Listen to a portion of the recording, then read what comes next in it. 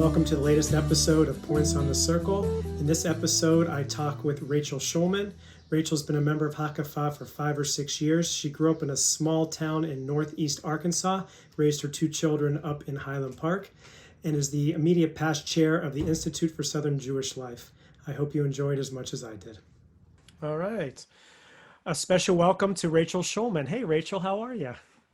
I'm fine, Rabbi Bruce. How are you? Oh, we're going formal with Rabbi Bruce and everything. Oh, yes, we are. I'm very formal. So here's my first question for you. Mm-hmm. We both went to IU, Indiana University. Go IU, fight, fight, fight, right? Absolutely. Now, you graduated 3 years before I did. And what I found, one of the things that always I thought odd about Indiana University, and as I'm sure you found lots of things odd about Indiana University as well, was that outside of Indiana and Illinois, the largest population of people from out of state came from New York, and primarily Long Island Jews. There are lots of them. There are a lot of Long Island Jews at IU, right? And New Jersey. Yeah, it was the same thing. So, and they had no idea where they were going. They thought they were in Idaho or Iowa or somewhere, but they went there because it was exotic, right? So I kind of understand, how when you're 18 years old and you want to do something exotic and you're from the East Coast, you pick Indiana University to go to. Mm-hmm. Mm-hmm. My first question for you is, what is a young woman from Wynne, Arkansas doing out of all the places to which to go to college? Why Indiana University? Well, it's funny because, when you're young, well, back then, young people listened to their parents, okay? So as a young, impressionable Jewish girl from Wynne, Arkansas, I had a distant cousin who went to Indiana, and she loved it. So I was looking at business schools, and so I applied. I thought, my parents said, why don't you apply to Indiana? So that was one school, and I also applied to Illinois Business School, and I applied to 4 schools: Illinois, Indiana, Texas, and Georgia. And my mother and sister and I went up to visit Indiana and Illinois together. So between Indiana and Illinois, we went to both campuses, and we're at Indiana, and it's just beautiful. We're there on a beautiful day, and we're walking around, and we had this wonderful guide, and it was a perfect day. And people go there from, as you say, from all over, and that was very attractive to me, coming from a small town in Arkansas, that I wouldn't be the only one there. And then we went to Champaign, and they said like 97% of the kids came from Chicago, and I found that very intimidating. And so I thought Indiana was definitely my pick. And then after I got in my schools and I got in all 4, I decided Indiana was the place for me. And it was. It was. I loved it. So you went from a town of 8,400, give or take, to a college of 35,000. And so you went from a town that had as many people in it as there were Jews on the campus of Indiana University. Well, it's funny you should say that, because during the tour, we go to Valentines Hall, and they say, I don't know how many thousands of people can fit into this building at one time. And we looked at each other and we were like, oh my God, half the town can fit in this building at one time. And we were blown away by that. It was really exciting to me, because I'd grown up, was born in Wynne, I lived in Wynne, we traveled, we went different places, but I'd never lived outside of Wynne. And my older sister went to Tulane, and she lived in New Orleans. But I really wanted that college town experience, and that's what Bloomington was. It had a Jewish population, it had Jewish fraternities and sororities, and I really wanted that experience. So it's really great for me. It was a culture shock for me, coming from Youngstown, Ohio, from the Rust Belt, pseudo-urban, or at least in what I imagine urban being, to go to the middle of nowhere, Indiana, as my protest to my father, who wanted me to go to Ohio State. Was it a culture shock for you? And I would imagine, if so, for different reasons. How was it moving into a space like that? Well, they thought I had a very, very Southern accent. They made fun of me, my accent. But the funny thing was, I lived with a girl. I knew one person going to school before I went. and I met her at, I was vice president of SOFTY, the Southern Federation of Temple Youth, and she was the president of TOFTY, the Texas Oklahoma Federation of Temple Youth, and she was from Oklahoma City. And we met at event in the winter before we went to college. And we decided neither one of us knew anyone else going there. And we decided to live together. And her brother met someone and told us to live at Reed. So we put Reed down as our dorm, which is Hippie, as it's hippie. anyone It's may know. completely hippie. Completely hippie. It's not where freshmen live, and especially young Jewish freshmen. From So the we were South. like from anywhere. Yeah. It was all the music majors, and I thought we had walked into the movie Fame, because you walk into any lounge and there are people practicing and singing and playing their instruments, and we had the best time, and everyone was so nice, but they did tease me with my Southern accent and thought I was they from little towns in Indiana and Illinois and Kentucky, thought I was, such a hick. And I'm like, y'all sound as Southern as I do. But I think my Southern accent's really gone, but some people still think it is. It's not.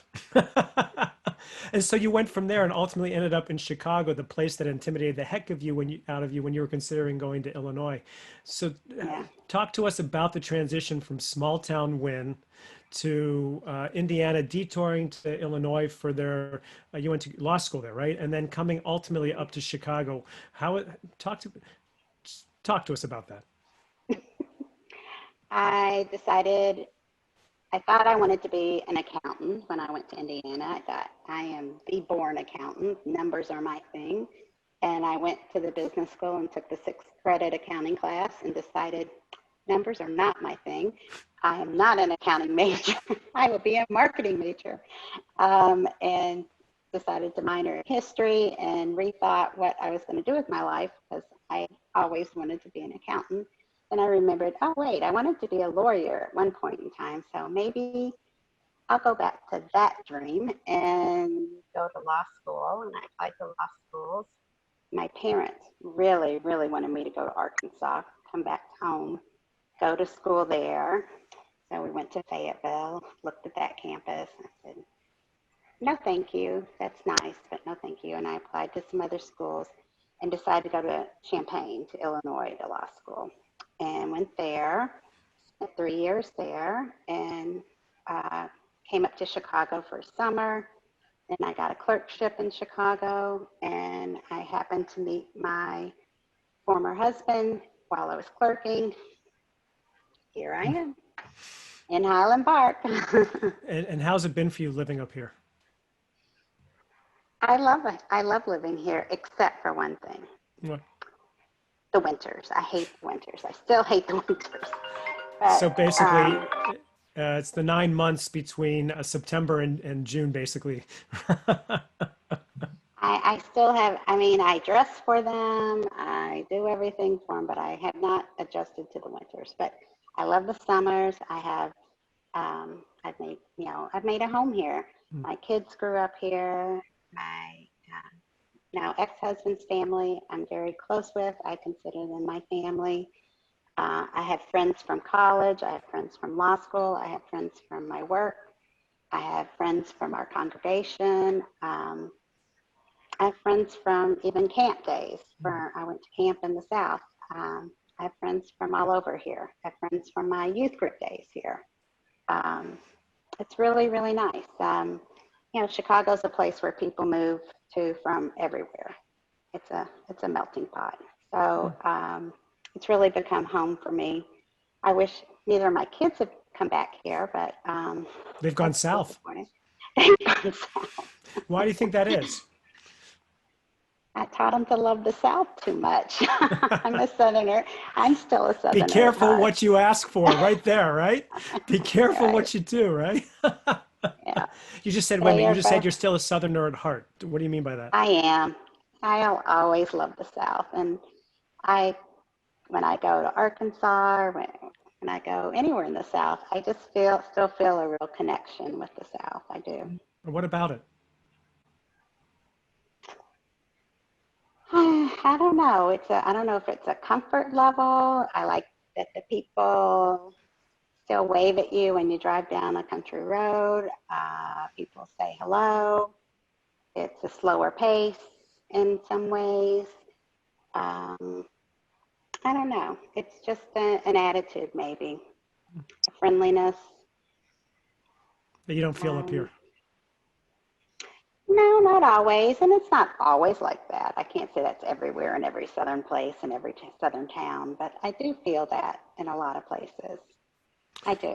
So you and I have talked, and I have said to you on more than one occasion that I believe the only difference between the South and the North about racism is that in the South they were open about it, and in the North we haven't been. This isn't a question about racism. This is a question of open prejudices.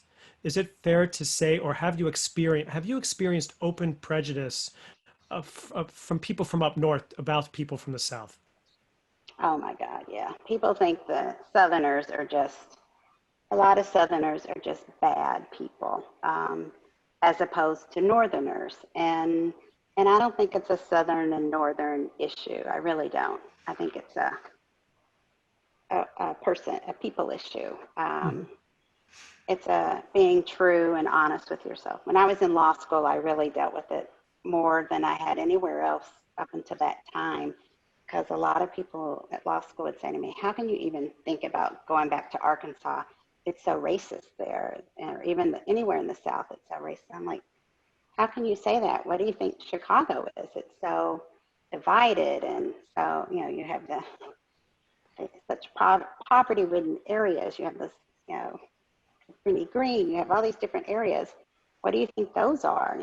And how many different ethnic groups did you grow up with? How many, it seems very segregated to me, but they were very quick to judge how I grew up just because I was from Arkansas. So that means that they made judgments about you. Yes. Yeah, they grouped me in that group. Yeah, I guess so. I assume so, but yeah, I guess so. What were you about to say? I didn't like to take it that way. I didn't like to take it that way, but I guess they did. I felt very lucky growing up because as I was giving away my age totally, I went to first grade in 1970 and graduated in 1982. Graduated high school in 1982. And I didn't know this till I graduated, but my high school class was the first class to graduate totally integrated, which kind of blew me away because it was something I didn't even know. And we grew up, from my side, my looking at it, it was I didn't even know it. I didn't know it was an issue. So now, granted, I was young and white at the time, but it wasn't something I was aware of growing up. I don't know, as you asked me, if I asked my other classmates if they would feel the same way, but you mean your African American class? You mean your African American classmates? Yeah. Okay. Correct.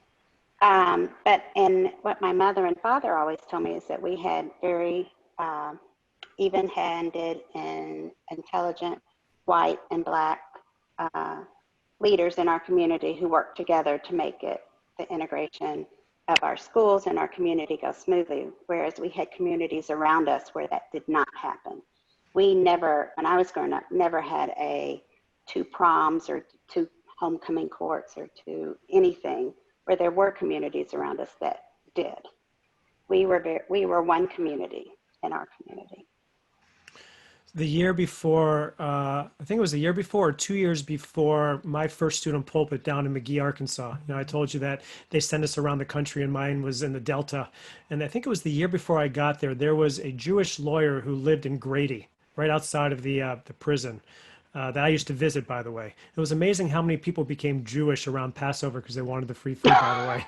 Uh, and that prison is famous because of the movie Brubaker, was fashioned after that, the Robert Redford flick. But anyhow, that's not what this is about. I think it was the year before I got there, so it was in 1991, in which the only Jewish lawyer in Grady and practically in the Delta had a cross burned on his front yard by the KKK. Did you have any experiences growing up as a Jewish family in small town northeastern Arkansas that you felt threatened, uncomfortable, where you were marked, anything like that?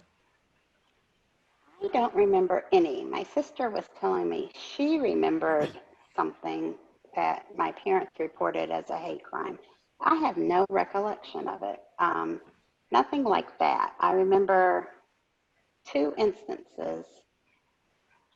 One, a fellow student when I was young called me a dirty Jew. And then I did have a bad experience. My sister and I both were together with a teacher in high school. And um, he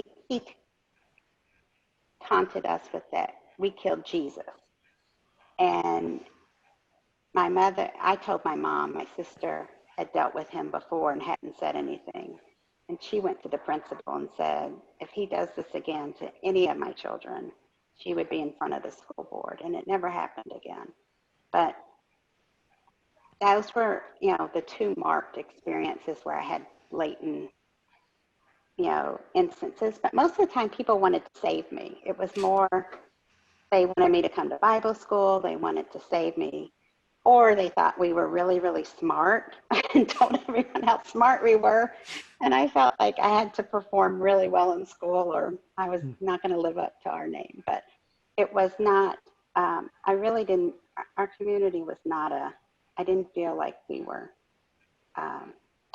hated or had a lot of negative things happen to us. It was mostly more positive. Did you have a Christmas tree going up? Never. But I did have an Easter basket. It's all about the chocolate. All about the chocolate. So talk a little bit about growing up as a Jew. How many Jews were in Wynn? There were the five of us in my immediate family. My two grandparents, my dad's parents until about when I was about 10. And then there were the four Steinbergs until I was about 15, and Mr. Drexler. That's it. What was that like? I know that you schlepped to Memphis. What was it, about an hour away for religious school? But what was it like growing up? Was one of two or three or four small Jewish families in a small town? We felt different. We definitely felt different. And missing school for the high holidays was always, we had to explain or we had to, we always were the different ones. And that was hard. When you're a kid, you want to be like everybody else. You want to fit in and you don't want to be different. And you want to be part of, what everyone else is doing. And when people are going to UMY or their Baptist youth group or the Methodist youth group or whatever, that's where everyone's going and doing, and you feel left out when you're not part of it. So it was hard at times, but our parents really tried to make us understand what we were doing and understand what we were part of. And the best thing they ever did for us was send us to Henry S. Jacobs Camp, which was the URJ camp in Mississippi, which started in 1970, which was a miracle, that it's still around, and it was just the best thing for us. It was like heaven going to camp in the summer, a place for us where we got to know other Jewish kids from other small towns in Arkansas, Louisiana, Mississippi, Western Tennessee, Alabama started coming, and then some panhandle of Florida eventually. So it was just an unbelievable experience for us. And you knew Jay from there, Hestorfer, and did you know Marge Beto from there? Marge, yeah. Yeah, that's what I thought. Margie and I were in the same cabin. Yeah, I thought so. And did you know Jay also? Jay, I didn't know as well. I knew who he was. He's He's much older than I am. Yeah. He's going to love it when he watches this, when you said No, that. he's just a couple years old. Yeah. But yeah. Yeah. Yeah. So that was a space where you went and found other people like you. And it was easy to be Jewish, and I was happy to be Jewish. And going to temple was also, I thought, awful too. We were different there. It's not like we went there and felt welcomed either. Because We you were went in Memphis, there, which is big town, and you're small town Arkansas, and all the prejudices and assumptions that go with that. and it's not like you got to know it. We go in for the first, I don't know how many years. Memphis had Saturday school. And so my mom would load us up into the car. We had to leave at 8:15 on Saturday morning in the middle of Scooby-Doo. And we had to, get dressed up and go to Memphis and then, go to religious school for 3 hours and go sit in this room where we didn't know people. And then finally you start warming up to people and getting to know them. The year ends and it starts all over again the next year, trying to meet more new people, and just never was fun. Okay. So Rona grew up in Columbia, Missouri. They didn't move here until high school because her parents decided that they wanted uh, their kids to have a stronger Jewish community. I grew up in Youngstown, which by the time post steel mills, the Jewish community was shrinking. So out of 160 kids in my graduating class, there were 12, 15, 16 Jewish kids, still 10%. But we grew up in relatively small Jewish communities, not unlike you. Yours was much smaller. And I've had conversations over the past couple of years with a number of people like us who grew up in smaller Jewish communities that then raised their children in a bigger Jewish community. And we have wondered if maybe there was something more tie that we thought it'd be great for our kids to have a bigger Jewish community, but have found that in fact a lot of their Jewish identity was lost because they didn't have to work so hard for it. Absolutely. So speak It is about that a interesting. little bit for you. Well, I've thought about that a lot because it was hard to be Jewish. You had to answer questions. You had to explain so much. You had to, explain, why you believe this, why you ate that, why you went to temple, why you believe that. And our kids grew up. It was just there. Everyone knew everything. As my son said recently, there was a synagogue, but there were 10 synagogues on the way to his temple, where he went to temple. It's it was just all around him, and it was not as special or as meaningful as it was for us. But I was glad, I think it helped, not help, but I think it, during my son's college experience, he went to college where there were not as many Jewish kids, and he was in a fraternity where he was one of very few Jews. And I think that was a good experience for him, and he got a taste of what it's like not to be maybe not majority, it's not the right word for here, but at least not in the minority like Well, we grew let's be up. honest. In Highland Park, there's only 30% or so are Jewish, but even the non-Jews are Jewish. It feels like it, doesn't Right, it? right. That's what you're And saying. then and then Sarah went to Alabama, and she certainly, there it's a very small percentage of Jews, but there's a tight group of them. But she definitely, going to Alabama, has seen a lot of different things there, and experienced some things with professors that has opened her eyes. And also has been to camp in the South, and I think that's been a good experience for her too. Now she's living in Atlanta, Max is in Charlotte. They're going to see a lot of different things that, even though those are big cities with Jewish populations, it's different than here. How so? It's still not, I don't think, and I don't know Atlanta as well as I know. I mean, I don't know the Jewish scene in Atlanta, so I shouldn't say it's different than here. I don't really know, but I don't know. I have my idea of it is it's not like, there aren't as many Jews there proportionally as here. So it's not going to be so easy. It's just as easy as it is to be Jewish here as it is there, and have the holidays off and find the things you find here everywhere like it is here. Max is going to be definitely different there in Charlotte than here. I think it's good. I hope that that we provided this base for them to grow up in a Jewish, have their own Jewish homes. That's what we hope we provided for them. We'll see. We will see. So being in now a town of 260,000 Jews, that's what we are around here, give or take. What about small town intimate Jewish life or Southern camp Jewish life do you miss most about being in a community like this? And what's one thing? So give me that part, and then the flip of it is what did you appreciate that you have here that you didn't have growing up? Well, one thing I miss is I don't have my family here. And no man, I mean, I have a lot of friends and I have other people's families here. I'm a transplant here. And so I miss my family. So I can't replace that. So I And still miss that. you've been here 30 years and you still consider yourself a transplant. I know, and it's kind of weird. Mm-hmm. And what was the second part of your question?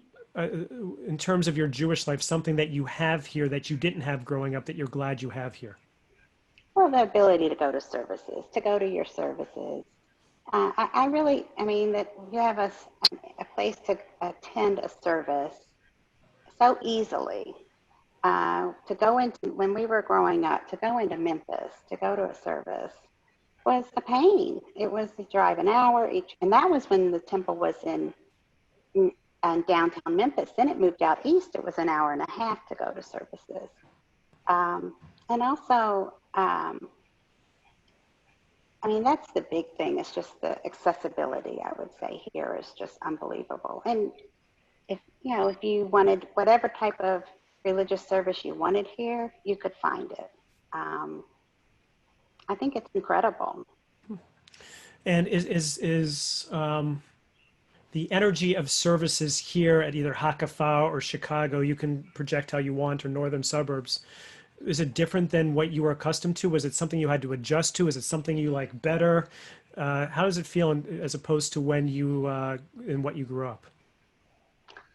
Well, what I grew up with originally was Rabbi Wax was our rabbi in Memphis and Temple Israel. And then, but all that I remember was very, very traditional organ, big synagogue, It was Temple and not Micah, very right? warm. Temple Micah? Now it is. Okay.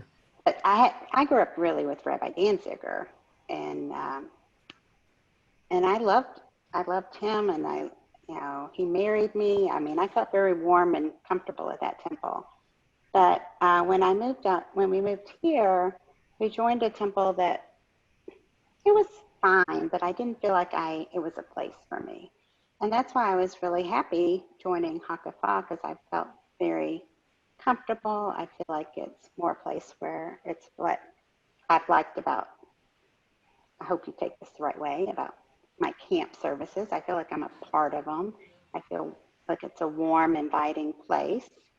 And, you learn, and it's not so formal that anyone can't come in and join and partake and be a part of the conversation. I love that.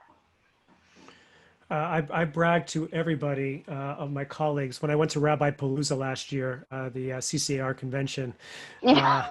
especially my colleagues from the South, that I can lay claim to not only the immediate past president of ISJL, but the current president as well. I think it's hilarious that we've got two presidents in a row, which is like 30 years of leadership of the ISJL coming from Congregation Hakafa. So ISJL is the Institute for Southern Jewish, is it Life or Living? I never remember. Life. That's what I thought, ISJ. And so, so what was it like for you being in the North, being in Chicago, and being the president of the board? And why did you even care to do that? And what is ISJL trying to do? I'm giving you a chance to plug it.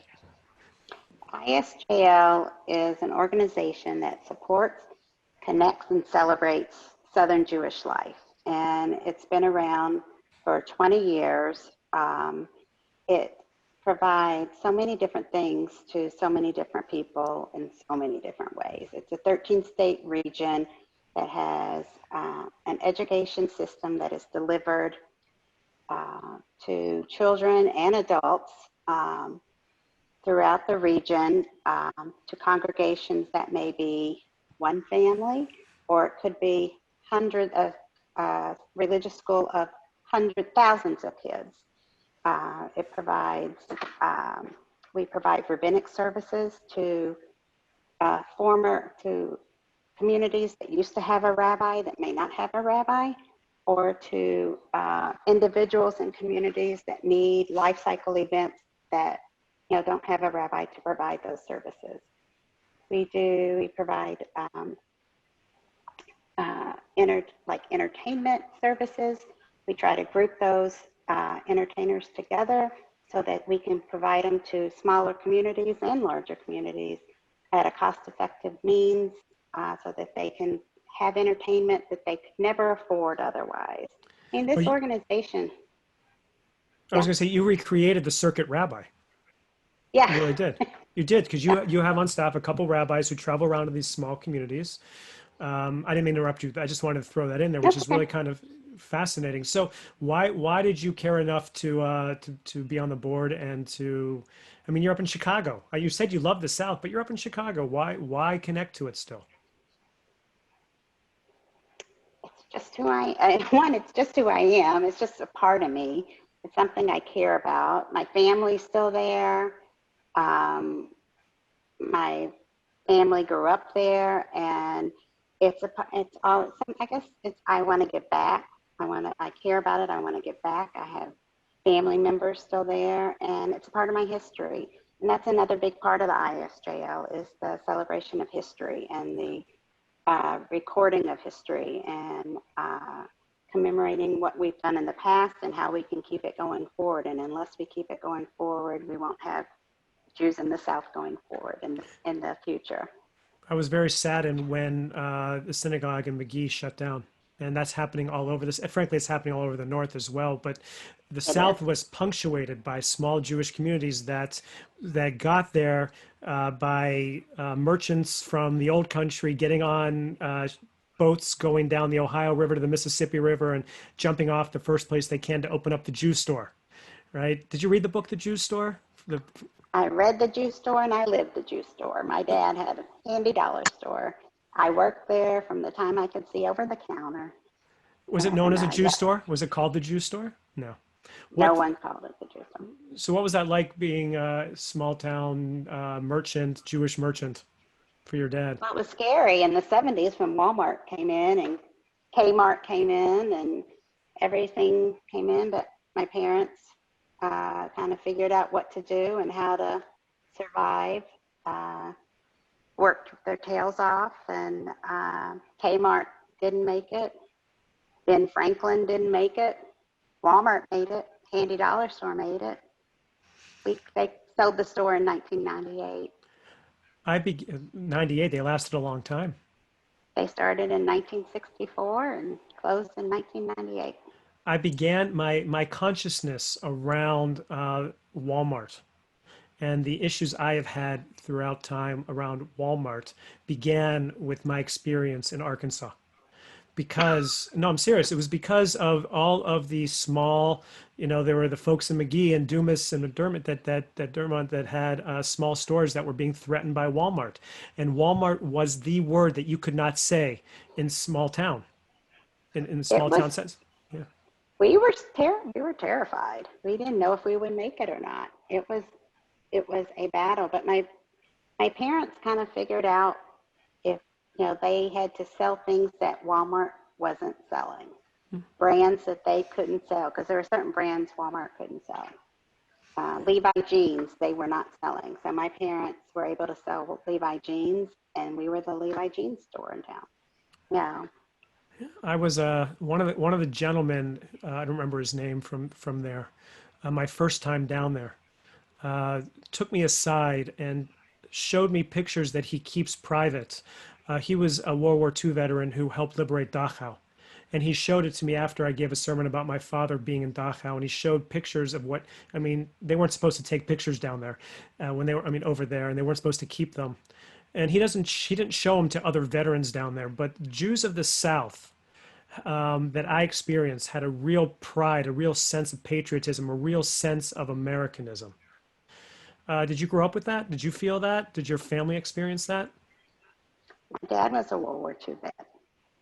And one of the last things we did with my dad was do the honor flight with my dad Oh, to wow. DC. It was the last trip he ever took. And my sister and my brother and I all escorted him to DC. Wow. And it was one of the best days of my life. It really Why? was. Tell us about it. Why? Oh, he wanted to, he'd never seen the the World War II memorial. So my brother lived in, my parents and my brother all moved from Wynn to Hot Springs in about 2004, 2005. And I lived here. My sister still lives in Houston. She lived in Houston at the time. And every veteran has an escort. And in Arkansas, you could pick your escort. Some states you can't, but there you could. So my brother was my dad's escort. And my sister and I planned to meet them at the airport. And unfortunately, it's during I think it's 2014 when the government was shut down. We weren't sure we were going to get to even go, but we went. We flew in, and we were both there before the plane landed, and it was just so incredible because they have the band there, the senators are there welcoming them. And my dad, he refused to get in a wheelchair, but he had a walker, and we got to see the Vietnam, Korean, and World War II memorials, but that was it. We didn't get to do some of the other stuff they were supposed to do, but it was plenty for him. And everyone there was just so excited to be there, and he was just so happy that he got to do it. And that was the last flight he took, last trip he took, and it was just the best day because we got to do it all together. Did he see action in the war? Did he go overseas? Where was he? He was in the battle. He was in Europe. He was in the Battle of the Bulge. So that's exactly what the guy from Arkansas that showed me the pictures. He was in the battle. These guys were all in the Battle of the Bulge, and he was one of 6 people from his platoon or whatever. I don't know the sizes to actually survive the battle. So your father was in that also. Did he talk about it? Not until we were in college. I didn't even know anything about it till we were in college. And then he started going to reunions and he started talking about it and he started reconnecting with people. So that was in the 80s, like the mid to late 80s. He started to open up about it and reconnecting with people. He just never, we had no idea. We had no idea. Never said a word about it. He had a Purple Heart. Wow. He got sick at the end, and he said it was the best thing that ever happened to him. I'm trying to think what he got. All of a sudden, Whatever. my mind's blank. Whatever. But it was the best thing that happened to him. But he was there through. He was in the Battle of the Bulge, but he was an infantryman. He was Wow. tested. He tested into this program in college. He was at LSU his freshman year, and he tested into this program, and then they canceled it because they just needed infantrymen, not officers. So out he went. So now, may his memory be a blessing. He died how many years ago? 4. 4 years ago. I have just 1 or 2 more questions for you. I want to stick with this for a moment. If he were to look at what's happening in the country today around people on the streets and this generation, how this generation, not our generation, but the younger generation, your kids' generation, are living their lives. I'm not going to say I in so many ways romanticize the greatest generation, that generation, and what they sacrificed, what they lived through, and how they built this country. And to some extent, that's a myth because they also at the same time promulgated a lot of the isms that we're still experiencing that we're rebelling against today. But what do you think your father, looking at what's been going on the past couple months, I'm talking about in terms of looking at the generation as a whole, what's one thing that he would lament and one thing that he would maybe rejoice in as a member of the greatest generation who fought those wars? Well, he definitely would lament the destruction of, of people's businesses and stores that people had worked hard to build.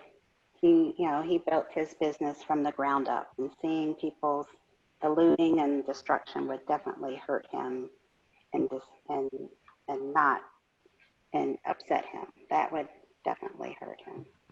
Um, I think what he would uplift him would be that there are people coming together trying to make things better. Um, I think that would bring him hope. Um, and he was a strong believer in family. He believed in the power of family. I think he would believe that, working together, we could try to make things better. Um, but I know he would be troubled by a lot of what he sees.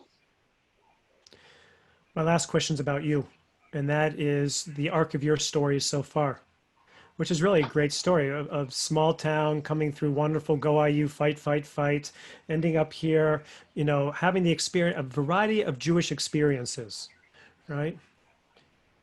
Project out, whether it be your grandkids or what have you. I've asked a few people on the podcast this. What's the Judaism you see coming about in the next 10, 15, 20 years through your family? And what do you hope to see? And are they different? Small town to big town, back to wherever, your kids going back south. What do you see and what do you hope to see? Well, I hope to see both my children with Jewish homes, with Jewish children. Um, I do think I do see that. I don't see, I think organized religion, I fear. I don't know where I see organized religion. I fear problems for organized religion in the future. Well, that's okay because we're so disorganized, it doesn't matter. What do you mean? Say a little bit more about that if you would. Well, I fear membership and not only temples, but, other, organized religion is down. But, I don't know what our numbers are for our congregation, but I've heard in my ISJO conversations and other things I've read and heard around the country, temples are having a hard time right now. I mean, people are having a hard time. So I hope numbers are going to be, up for the year, but in years to come, I worry that the young people aren't joining congregations like we did when we were young with our kids, because that was very important to me, and it's still important to me. I joined a temple because I feel like if you don't join temples and have rabbis and have houses of worship, then that's how I see Jewish communities continuing. I don't know how Jewish communities continue without that. Um, Zoom and Teams are great, but that's not how Jewish communities are going to continue in my mind. We do it as we need to now, but I think in-person group community is really important. And I think my kids value their Jewish community and religion. And I think even my son is getting married, and I think, Yay! yeah, Yay! It's official now. It's all good. Yay! yeah. And I think they'll have a Jewish home in what they consider a Jewish home. Will they join a temple? I don't know. I hope so. I hope so. And I think Sarah will join a temple. I hope so. I mean, I would think so. But, those will be their decisions to make. I can't make them. I guess I could gift it, right? Well, what I'll say to you is, I really wanted you to be on this podcast because I think you've got a great story, and I think you're a great human being. And I feel so lucky for me and for Hakafa. Oh yeah, go ahead, do that. That you are part of our community, and if for no other reason than for the Southern accent that you claim not to have anymore. So I really appreciate, Rachel, you taking the time that we had the opportunity to schmooze here, and we'll see where all this takes us moving forward. I too hope that Hakafa is around for a long, long time because I think we got Me something too. really special with people like you who make it so incredibly special. So Well, thanks that's a lot. because we have a great rabbi. That's because we have a great leader and Uh, leaders. your check's in the mail, so that's great. Thank you. I appreciate it. And if that's it, that's it. And thank you for sharing it with me. And with Thank that I you. say, that's the end of another episode of Points on the Circle. And until next time, everybody, we'll see you.